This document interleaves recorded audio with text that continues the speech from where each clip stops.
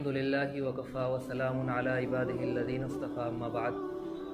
کل کی کلاس میں ہم لوگوں نے سود کے بارے میں پڑھا،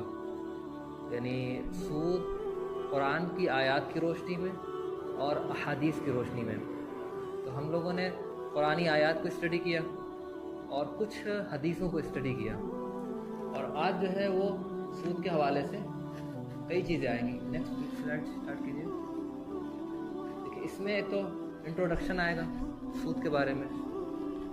اور ایک ٹاپک آج جو ہے وہ یہ ہے کہ سود جو دوسرے مذہب ہیں، جیسے ہندوازم ہے، جیسے کرسچینٹی ہے، جیسے جوڈیزم ہے، یا جیسے جاہلیہ پیریڈ، یعنی حضور صلی اللہ علیہ وسلم کے زمانے سے پہلے کا جو زمانہ تھا، اس زمانے میں لوگ سود کے بارے میں کیا کہتے تھے،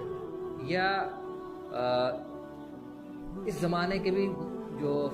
ویسٹرن فلاسفر ہیں وہ کیا کہتے ہیں، اور پھر اسلام میں سود کو منع کیا گیا ہے۔ ایک ٹاپک یہ رہے گا۔ سود کے جو ٹائپس ہیں اس کے بارے میں بات ہوگی، اور سود کے بارے میں جو مس انڈرسٹینڈنگ ہے، یعنی کچھ لوگ جو ظاہر سود لے رہے ہیں دے رہے ہیں، وہ بھی تو کوئی آرگومنٹ پیش کرتے ہوں گے نا، اس کے بارے میں گفتگو رہے گی۔ اور ایک یہ کہ سود کے امپیکٹ کیا ہیں، یعنی سود کے امپیکٹ انڈیویجول پر، سوسائٹی پر، ملک پر اور انٹرنیشنل لیول پر سود کے اثرات کیا ہوتے ہیں، یا آپ اس کو کہہ لیجئے کہ سود کے ڈس ایڈوانٹیج کیا ہیں، سود کے نقصانات کیا ہیں۔ تو سود ہے کیا؟ سود کے بارے میں نے بتایا تھا کہ سود کے لیے جو لفظ ہے عربی زبان میں وہ ہے ربا، اور ربا کے لٹرل میننگ ہے بڑھوتری، انکریز، زیادہ۔ تو سود میں بھی یہی ہوتا ہے کہ جو لینڈر ہے وہ ایک اماؤنٹ آف منی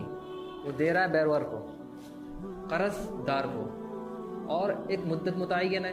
کہ منتھلی جو ہے وہ 100 روپے دیے گئے ہیں، تو اس پر 2%، 5% یا 10% وہ آپ کو بڑھا کر دینا ہے۔ یہ جو 5% بڑھا کر لیے جا رہے ہیں، یہ وہ جو مدت ہے،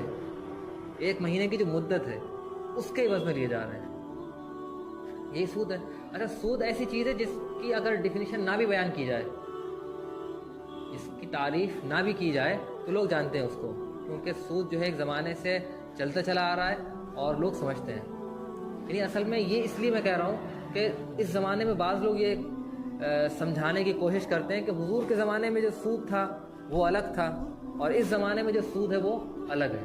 تو ایسا نہیں ہے کہ جب ہم نے سود کا لفظ استعمال کیا، انٹرسٹ کا لفظ استعمال کیا، تو اس کی ڈیفینیشن بیان کرنے کی بھی ضرورت نہیں ہے، اس کو ہم بھی سمجھتے ہیں، آپ بھی سمجھتے ہیں۔ تو اب یہ نہیں کوئی کہہ سکتا کہ حضور کے زمانے میں جو سود تھا وہ اور تھا، وہ منع کیا گیا ہے، اس زمانے میں جو سود ہے، جو انٹرسٹ ہے وہ اور ہے، اس کو ہم اس کے ساتھ لین دین، اس کے ساتھ معاملہ کر سکتے ہیں۔